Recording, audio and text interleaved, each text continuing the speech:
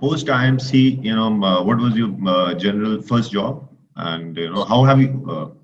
So, I mean, no, so it is like this. So I moved to Bombay, I think I was the marketing head for CRISIL. You won't believe it. So CRISIL again a financial rating company, which was launching some information products those days. Okay. And that, because I already came with some experience of engineering industries and stuff like that. So that helped me. And yeah, so through that, and then I joined media, I think, which was Times, and even within Times, I did quite a few roles. And I think the biggest thing in Times is that I did quite a few assignments, and not just typically people spend 25 years in Times doing only one job. And I think in those 7 years or so, I think 3 or 4 jobs I did, and of the last 2 they were totally general management jobs. And I think I'm thankful to Times because they gave me that exposure. And from there on, it has only gone up in strength. So if I see your career started in marketing and then you moved into general management, but overall you have been in, let's say, a media or marketing. The companies where obviously, so you have the brand plays a crucial role. So, how has marketing and advertising evolved over since maybe 93 you walked out to 2021 here? How has marketing and advertising evolved over these 2 decades or 3 decades now? Yeah. Tremendously. I think one of the big, if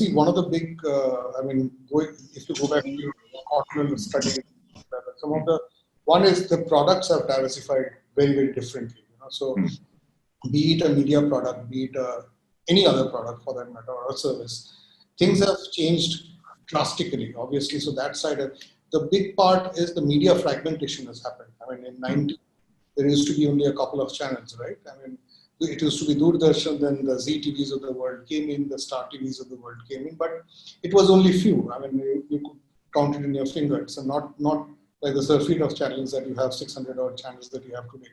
There was no internet. Okay, so the speed of communication was very, very different, right? So the whole paradigm has changed. The kind of creativity you saw, there was in the beginning, I mean, especially in the early 90s, I remember mostly the good ads were the English ads, which now when you look back, you realize that most of the country wouldn't even understand, right? So the whole regionalization started, that people started looking at the hyper-local markets and tailoring advertising purely based on that. And that's where you can see more media channels also came up. This whole regional channel business started around that time. So things have started, the whole thing about how do you handle PR and communication, for stakeholder management, for government, for everything else, even your own internal stuff in large companies. That has completely changed. I mean, I don't remember 90s used to be that tough. In Union Carbide, since I mentioned you, we used to get updates in a VHS tape, and works at the manager, the big man those days. So he would get the tape on his dock as a mail, and we would be told assemble at the canteen at 3 o'clock. So across the country, everybody at 3 o'clock watches the same tape, which is the communication. So which is like our chairman those days, Vijay Gokhale, would address, and it would go in like that. So he would record it, send it out after 2 or 3 days, whenever. So it would be scheduled, and so that across the country everybody hears the news together. So it was very different. I mean, for example, this whole thing of, I'm sure all of you guys are hooked onto Netflix of the world, the Facebooks of the world, and the Instagrams of the world. The way the recommendation engines of work, the Amazon, pure shopping, right? The way the recommendation engines work, it's a huge change in marketing. That it is not by influencing your mind through advertising, whether cognitive or emotional. It is through data that I am figuring out what you do and what you don't do, what you prefer and what you don't prefer, and figuring out a way to send you things. I'm sure you guys use Netflix. The way they target you fantastic to say that 99% likely that you would like it. So, and most often than not, they are absolutely bang on right based on your behavior that they pick. Very interesting. I would say huge change. I mean, I think 90s to now we are. I think we have covered, dwelled reasonably into your professional career. So I would like to know more about your personal career also, because how did you get married? How has your married life been? Managing family, how it has turned out to be for you. So we celebrated 25th year of marriage last year. Wow. 2019, so 94 is when we got married. Good. I think it's a very important part of your overall life. I think to have a good family life, because it gives you a certain amount of stability, in my view, and a bit of a peace, I can say, and happiness, which is very important to balance because in your corporate life there will be ups and downs. I mean, you can never have a completely always things going good. There will be enemies as you grow in your career, and there will be a lot of stuff. So it's important that the family stands by, and for me, I've been lucky. Right. So how has parenting been for you? And how different are you as a parent compared to your parent? Because I think there has been a generational change I have seen generally because a lot of orthodoxity goes down, and you move into metros, open societies. So how different a parent are you compared to your parent, and how has parenting been for you? My parents and me, I mean, I would think, see, my parents hardly knew which class I was in, so I think after class 7 or something, my mother gave up on me, because till class 7, I think she used to guide me. And after that, I've been on my own. And my father's, honestly, if you asked him suddenly that which class is Partho in, I mean, he would take some time to think about it, that kind of thing. I am definitely not that. I definitely know what is going on in my daughter's life. My daughter is 20 plus, so I definitely know what's happening in her career, her studies, whatever. But I also don't believe in very much. I see some of my friends my age who are too much into it. I don't believe that is right, because I think we should give them space and try to encourage them more than anything else. And but at the same time, I think very important, which I believe in and I try to do, is to keep the communication on with the child. So that we get to know whatever is required. That I think that is very important in my view, and which is what I try to do. Correct. So other than work and family, I know that you are a techie, right?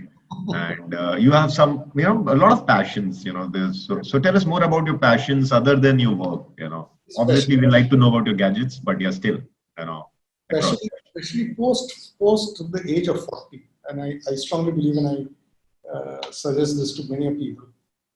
Post the age of 40, there are 2-3 things that you have to keep on doing. One is you have to, every 2-3 years, you need to reinvent yourself, because things are changing so fast. And the second thing is that you need to develop passions which is beyond your work, absolutely beyond your work, because life gets so maddening and so much of pressures come onto you at the professional level, mainly. It's important to have some madness to keep yourself sane, and I'm saying this in all seriousness. So I have been so to speak, a gadget and a gadget freak, I would say, from younger age itself. I mean, starting from those first Nokia communicators, which used to be almost like a computer those days, which was not a smartphone. But communicators, if you remember, there used to be those long stuff which you could flip open. And so those were the so-called high-tech gadgetry that you could get those days, early 90s and all.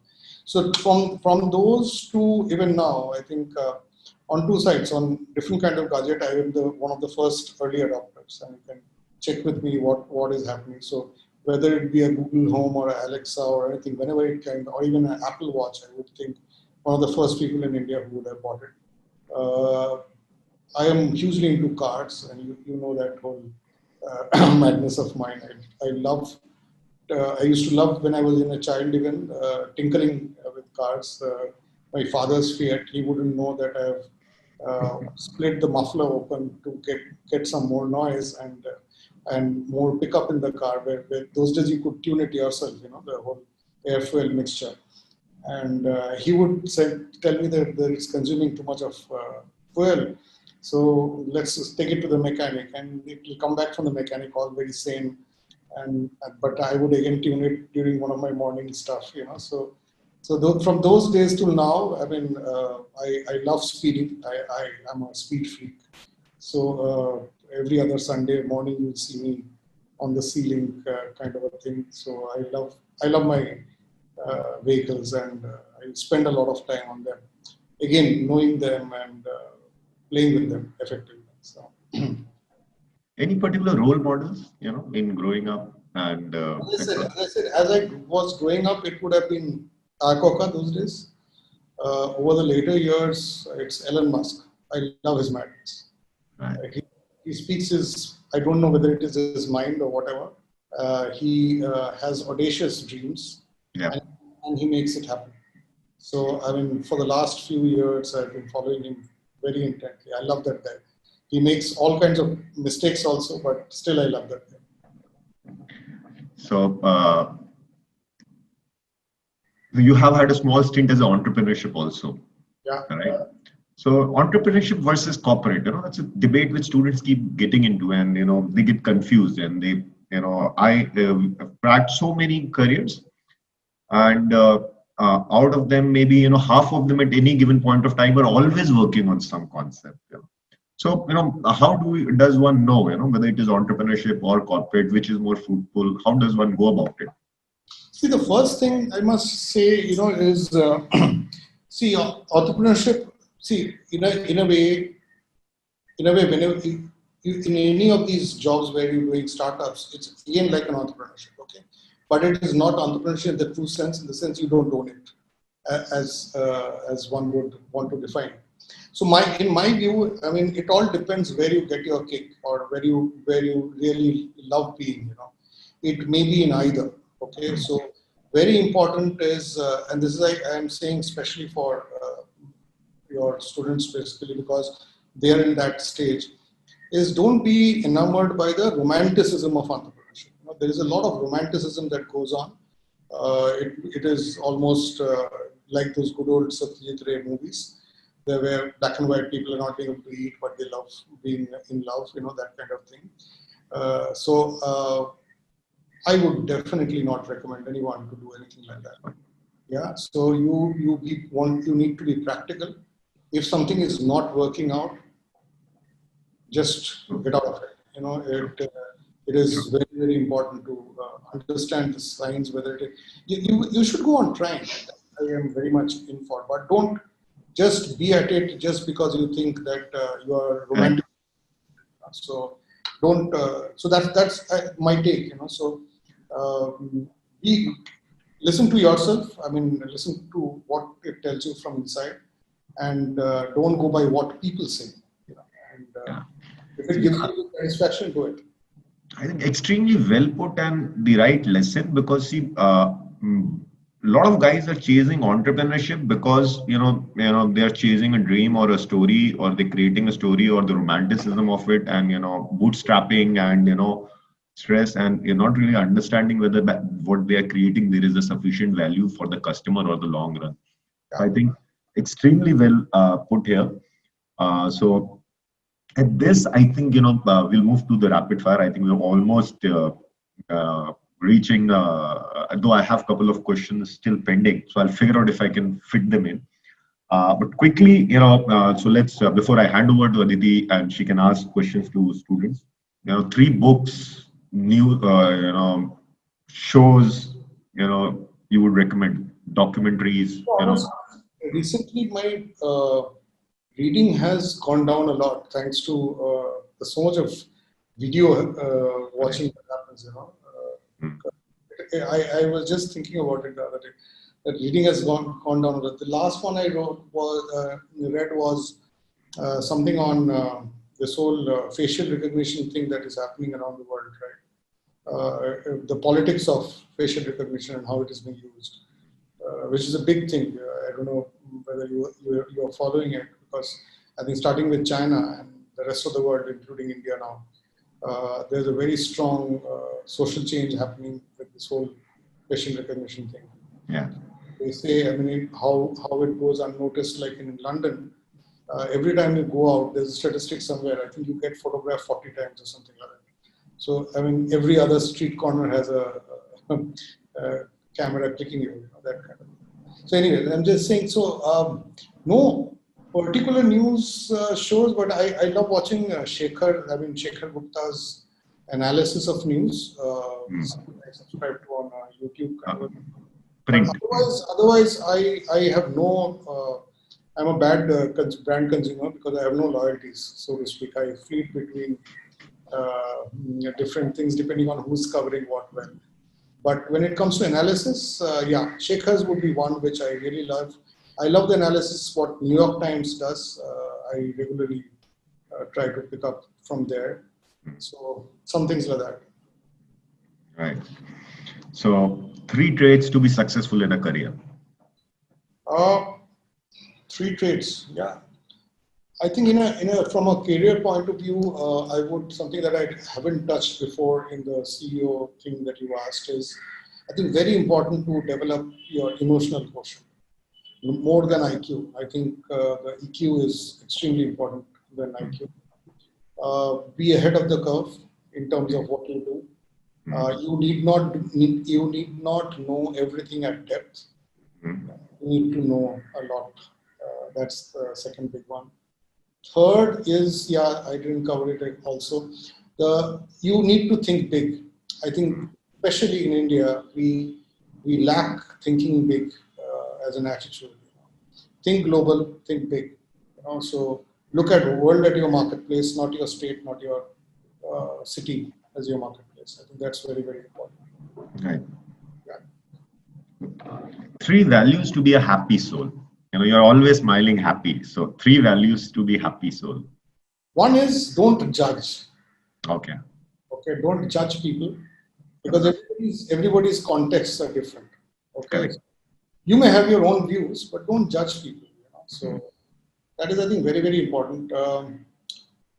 Let people pursue their dreams. I think, especially in a work front, I would think, even in a family front, everybody has their own dreams.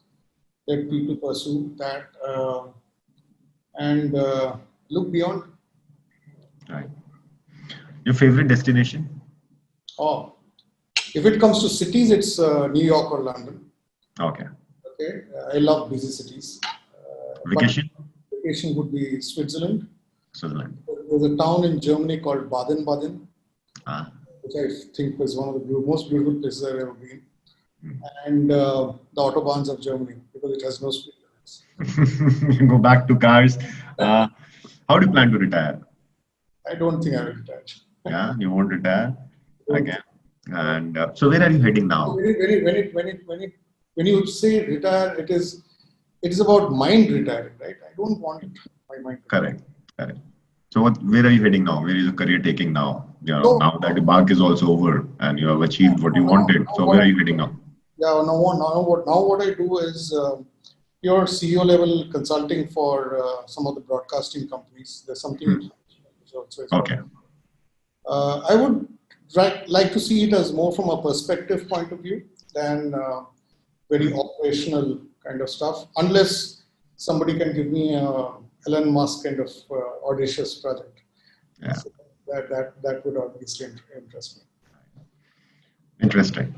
So thanks, Partho. Very interesting conversation. I'll just wind up with my lessons which I learned from this conversation. Number 1 would be empathy. Okay, empathize, understand the people, develop an emotional quotient. Number 2 would be to dream big. Number 3 would be to initiate, be ready to make mistakes, and decision making. It's very important. It's the process is important, but the right decision making is extremely important. Don't judge. Let team make mistakes.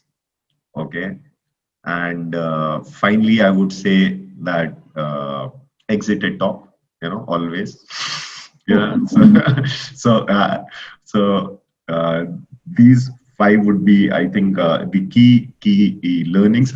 Yes, to add to it, continuous learning. I think you said that the team grows if they are learning. So if you have to grow the team, they have to continuously learning. So to that extent, you have to be continuously learning as you are growing ahead. So I think that is again a very interesting input, that even if you reach the CEO level, in fact, the learning requirement changes because you have to maybe adapt and be fast. So thanks a lot, Partho. Pleasure. So Pleasure. It's been an absolute pleasure.